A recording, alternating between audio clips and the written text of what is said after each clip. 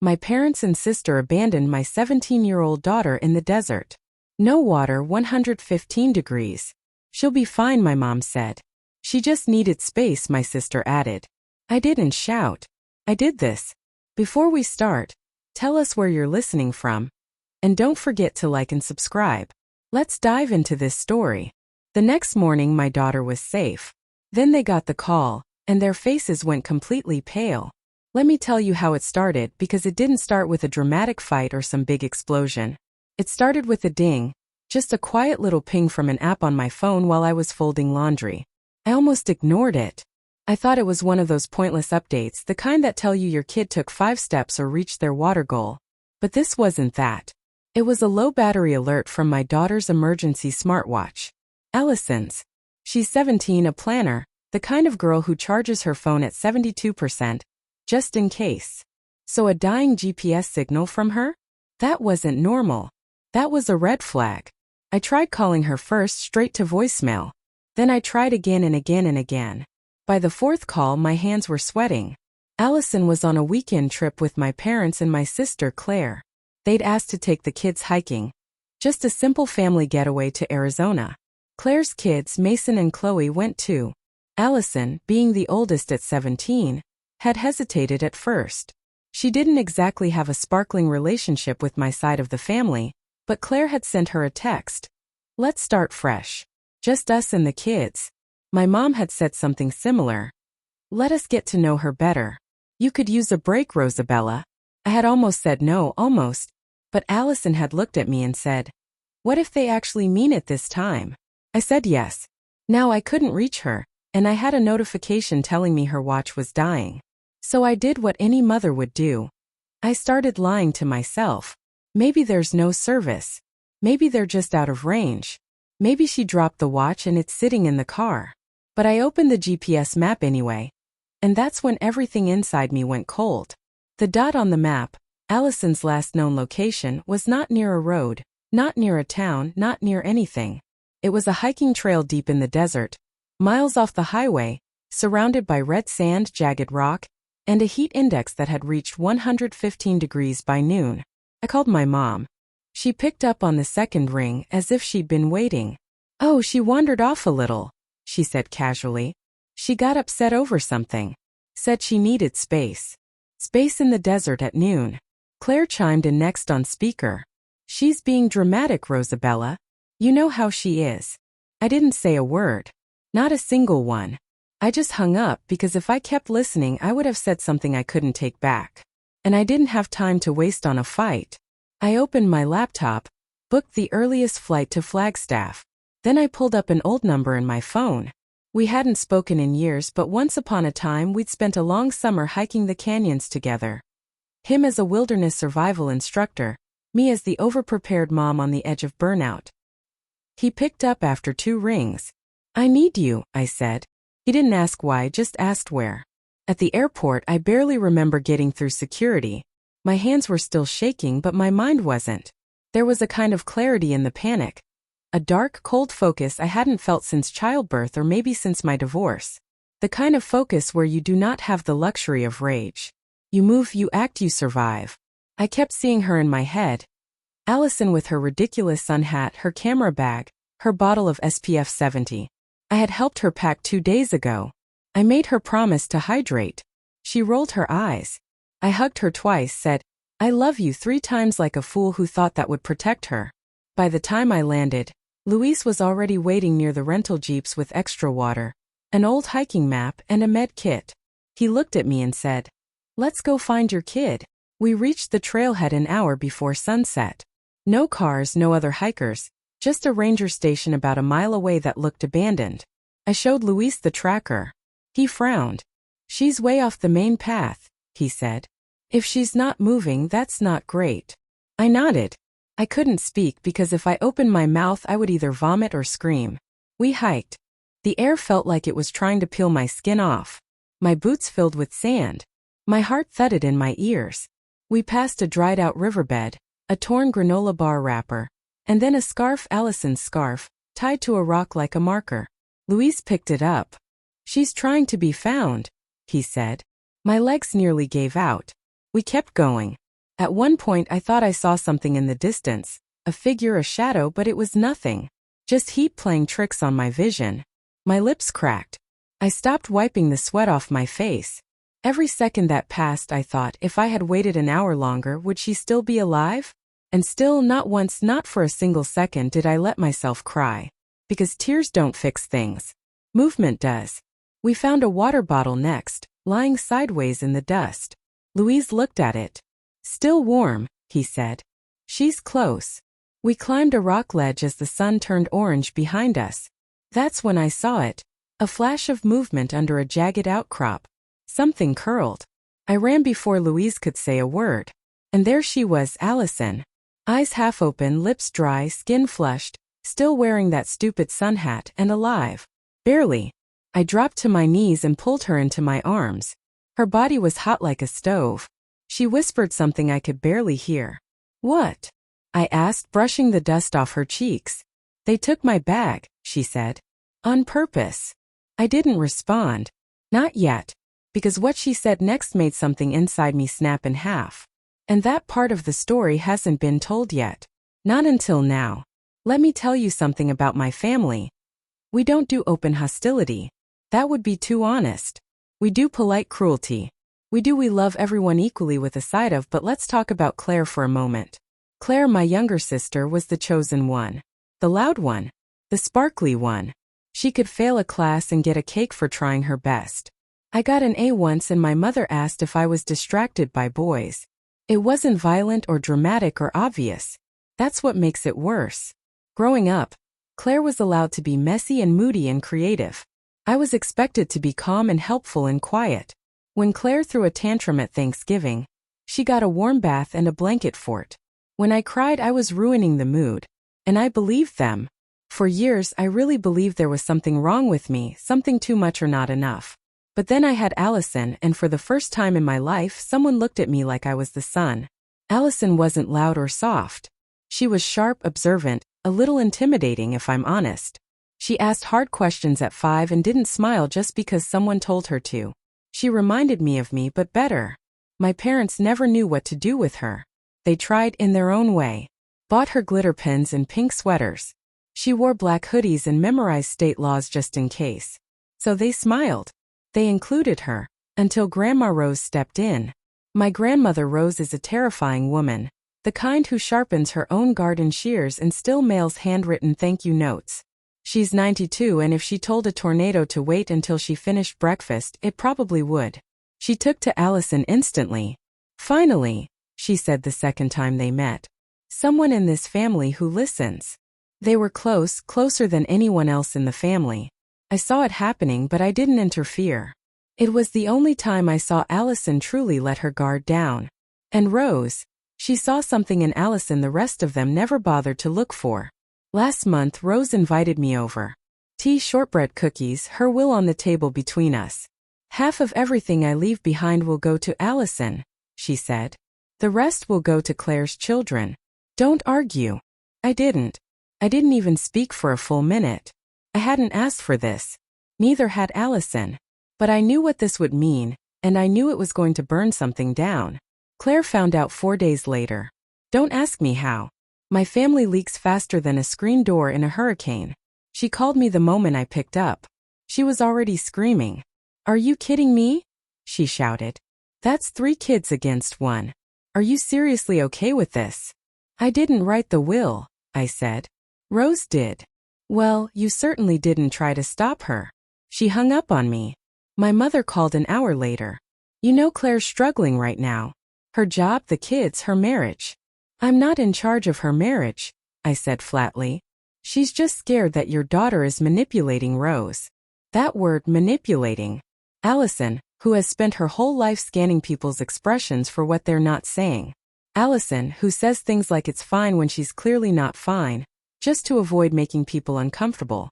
Manipulative. That's rich. After that, it got colder. Quietly, of course. Allison was left out of group chats. One of Claire's kids had a birthday. Everyone posted photos, except Allison wasn't in any of them even though she was there. She came home that day and said, "Do you think they hate me?" I said, "No." I lied. Then came the sudden invitation. Let's take the kids out to Arizona, my mom said on the phone. A little bonding trip. No pressure. Just Claire, the cousins, us, and Allison. I asked, why now? Mom said, she's family. We should all try. Claire sent Allison a follow-up text. Let's start fresh for real this time. Allison stared at her phone for a long time. Then she said, what if this time is different? I should have said no. But I wanted to believe it too. I helped her pack, made her triple-check her charger, her SPF, her backup snacks, gave her the lecture about hydration. She rolled her eyes. You act like I'm hiking through Death Valley alone, she said. I didn't laugh. Before she left, I hugged her twice, told her I loved her 3 times. She rolled her eyes again, but she smiled a little too. Then she was gone. According to her, it happened on the 3rd day. They were hiking a dry ridge somewhere west of Flagstaff. Claire said, go take some pictures by the rocks up ahead. We'll wait here. So she did. She walked ahead, camera in hand, excited, trusting. She said she turned around 10 minutes later and the car was gone. At first, she thought maybe they'd driven around to meet her on the other side. Then she realized her bag was missing. Not her day pack, the one with just her phone, watch, and water. Her main bag. The one with her backup charger, her emergency GPS pin, her second water bottle, her map, her trail mix, her ID. Gone. She waited 2 hours before she stopped waiting. Then she wrote a note, slipped it into her sock just in case. My name is Allison. My family left me. My mom's number is in my camera bag. Please call her. That's what she told me at the hospital. But in that moment on the rock, her body limp in my arms, she said something else first. They took my bag on purpose. And I knew it wasn't just neglect. It wasn't just them being careless or cruel. It was a plan. A quiet, cruel, premeditated plan. Because if something happened to Allison, they thought the will would change.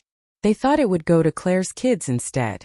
They thought they could make it look like an accident, like she wandered, got lost, couldn't handle the heat. They underestimated her. They always have. And me. They forgot who raised her. I didn't scream. I didn't even call them. But I did open a folder on my phone, the one labeled just in case, because I've been collecting receipts for longer than they realized. There's something sickening about watching your child sleep in a hospital bed. Even when she's stable. Even when the nurse says she's going to be okay. Because all I could think, standing there with a cup of vending machine coffee and sand still stuck to my boots, was how close they got. How close I came to losing her. And how calm they sounded on the phone when I asked where she was. The doctor said it was heat exhaustion and moderate dehydration. Not enough to be fatal. Not this time. But enough that another couple of hours could have tipped the scale. Enough that her kidneys were talking back. And her heart was riding the edge of a rhythm line they didn't like. Louise sat with me in the hallway while they ran fluids through her 4. He didn't say much. Just handed me a bottle of water and raised an eyebrow. I said, they left her. He said, I figured. I stared at the wall. They took her bag. He nodded. They wanted plausible deniability. Do you think it'll hold up? Louise sipped his coffee and said, that depends. Do you want to go quiet or loud? I started with quiet. I made calls, pulled every photo I had, every text, every voicemail. The camera bag Allison had stashed under the rock ledge still had her vlogging camera inside, because of course it did. She's 17. She documents everything. Turns out she'd been filming when Claire told her to go check out that ridge. The clip was shaky but clear. Claire's voice. Go get some good shots. We'll wait here. Allison responding. Okay, I'll be quick.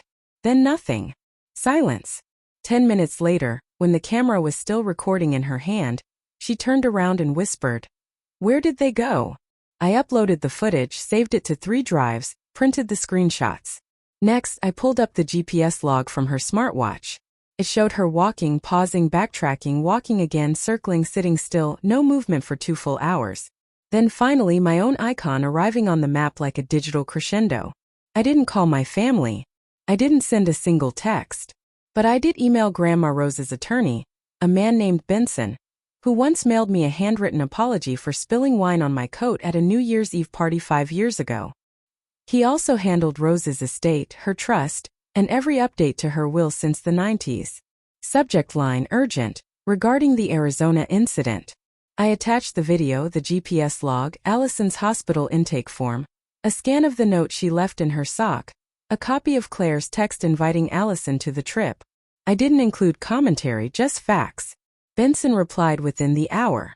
Received. Meeting with Rose tomorrow morning. The second call I made was to the local sheriff's office. Not 911. Not some frantic emergency line. Just a calm call to a small-town department near Flagstaff. I asked for the detective handling missing persons and trail incidents. I explained everything in short, clipped sentences. Did they report her missing? No. Did they leave the area after she vanished? Yes. Did they ever return to look for her? No. Do you have reason to believe they knew she was left behind? I do. And I can prove it. The officer on the line, Detective Moreno, listened without interrupting, then said, "Can you come in?" "I'm out of state," I said. "But I can upload everything, and I'm happy to file a sworn affidavit." There was a long pause. Then he said, "I'll send you a secure link. Don't send this over email." When I walked back into Allison's room, she was awake, barely. She looked at me with tired eyes and said, "Are they coming?" I sat down beside her and said, "Not unless it's in handcuffs." She gave me a small cracked smile. The next day, Allison's voice came back fully. So did her sarcasm. She asked the nurse if 4 fluid counted toward her daily hydration goals. When she looked better, she said the words I hadn't let myself think. "I don't think they ever meant to bring me home." I didn't deny it. She told me the full story in pieces. How they stopped for gas and Claire took her emergency bag out of the car by mistake. How Claire insisted she keep her main phone off so it could charge faster. How her cousins had been told, "Allison's meeting a friend later. We'll pick her up on the way back." They had scripted the whole thing. I asked her if she wanted to report them herself. She said, "No. I want you to." I said, "Good, because I already did." That afternoon I got the first ping from Benson. Subject: Arizona incident. Spoke with Rose. She's seen everything. You'll want to stay available over the next 2 weeks. This won't stay quiet for long. Then I got the second ping from Detective Moreno. We're preparing a formal report and request for charges. Reckless endangerment of a minor, child neglect, failure to report a missing person. We'll be contacting the individuals directly. Still, I didn't call my mother or my father or Claire. Not because I was scared of what they'd say, because I already knew. Claire would say it was a misunderstanding. That Allison stormed off. That they waited hours. Mom would say I'm overreacting. Dad would say nothing. Then send me an article about family reconciliation with no context. I didn't want their lies. I wanted their silence. And I wanted other people to hear the truth before they had a chance to spin it. I posted nothing publicly. But I did update my emergency file, the one Rose once called the family fallout binder. It now had a tab called Desert.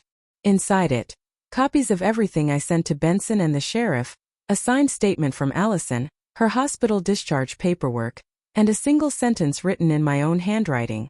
They left her on purpose because she was in the way. The next time I'd see my parents, they wouldn't be alone, and they wouldn't be smiling. There's a special kind of silence in a family where everyone's waiting to see who explodes first. It's the kind of silence I walked into on a Sunday afternoon at my grandmother's estate. The brunch was already in motion when Allison and I arrived. The table was full. Claire was seated at the far end, too composed. My parents were pretending to butter biscuits like they hadn't left my daughter to die in the desert. And Grandma Rose. She was standing by the fireplace, cane in one hand, stack of papers in the other. You could hear the silverware clinking, but no one was really eating because everyone knew what this was. They just didn't know how bad it was going to get. We sat at the far end. I didn't hug anyone. I didn't smile. Neither did Allison. Claire gave us a tight-lipped grin, the kind you give to someone at a funeral pretending you didn't plan it. Then she leaned across the table and whispered, "Can we talk after this?" I said, "Absolutely not." Grandma Rose cleared her throat. Everyone went quiet. This woman is in her 90s, mind you, but when she wants a room to go silent, it does. She looked at each of us like she was calculating how much oxygen we were worth. Then she said calmly, "Thank you all for coming. I have an announcement regarding my estate." You could feel it, the tension. Claire's entire face tightened like a rubber band pulled to its snapping point. My mother sat up straighter. My father stopped chewing. Allison, to her credit, didn't blink. Grandma Rose continued. Some of you have disappointed me profoundly. You tried to hurt what I love to preserve what you believe you're owed. You will not succeed. Claire opened her mouth. My mom touched her wrist like she was warning her not to make it worse. Then Rose lifted the papers in her hand. Effective immediately, my estate will be inherited in full by one person. My dad whispered. Allison, this is insane. My mom looked like she'd swallowed a pin. Claire exploded. She's manipulating you, she snapped. She's 17. She's unstable. She ran off on that trail by herself. She wanted attention. She nearly died, I said. Oh please, Claire hissed. You probably told her to stage it. You're always pulling this martyr act. You left her in the middle of a desert. But she didn't have to go. You invited her. I didn't think she'd say yes. That stopped the room. Grandma Rose turned to Claire, voice like ice.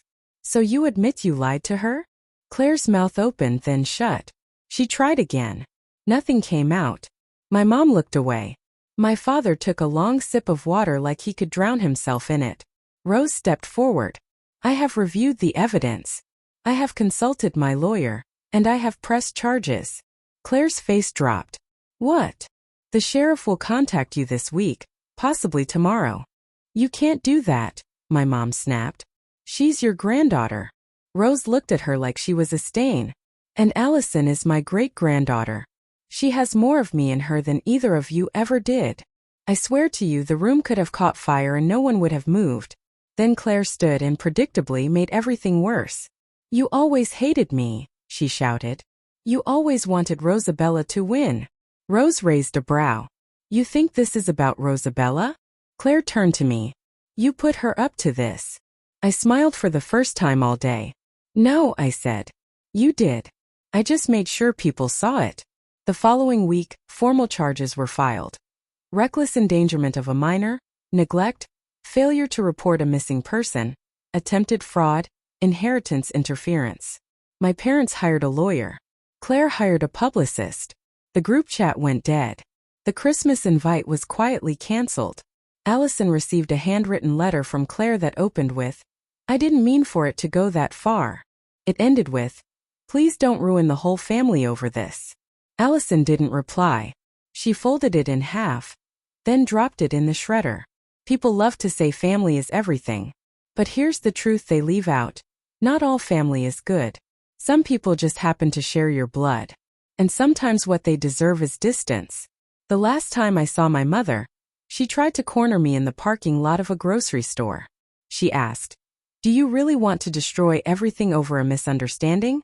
I said, you left my daughter in the desert. She blinked then said, well, she's fine now, isn't she? I didn't reply. I just turned and walked away. A few months later, Allison started therapy not because I made her but because she wanted to. She said, I need to talk about it somewhere where I don't have to protect you. I said, fair. She's still quiet, still sharp, still sarcastic. But sometimes I catch her laughing at videos again. Sleeping with the door open, leaving cups on the counter like she knows she's safe here. As for us, we don't go to family holidays anymore. We go hiking instead together. We carry too much water, too many backup chargers, and a whistle that Allison likes to blow for no reason just to annoy me. And I let her because every time she does it I know she's still here. They wanted her gone. Now they're the ones who've disappeared. 9 months later we were back in Arizona. Not for a hike this time. For the trial. My parents and Claire were charged with reckless endangerment of a minor, neglect, failure to report a missing person, conspiracy to interfere with a legal trust, and yes, attempted manslaughter. Because once the full story came out, the bag missing, the watch drained, the temperature climbing, there was no more misunderstanding to hide behind. Allison testified. She stood there, calm, pale eyes like flint, and said, I don't think they cared if I made it out. I think they were hoping I wouldn't. I gave my statement too brief, controlled, just the facts. And then the sentencing came. Claire. 9 years, no parole for the first 5. My parents 6 years each. The judge said this wasn't neglect. This was a coordinated act of abandonment with a financial motive. And that, if not for the victim's resilience and her mother's swift action, this would be a homicide case. We walked out of that courtroom into daylight. Allison took a deep breath and said nothing. She didn't have to. Some victories are loud. Some are quiet. This one, it was permanent. So now I ask you, did I go too far or not nearly far enough? Let me know in the comments. And if you want more stories like this one, subscribe, because sometimes justice does get served, and sometimes it's personal.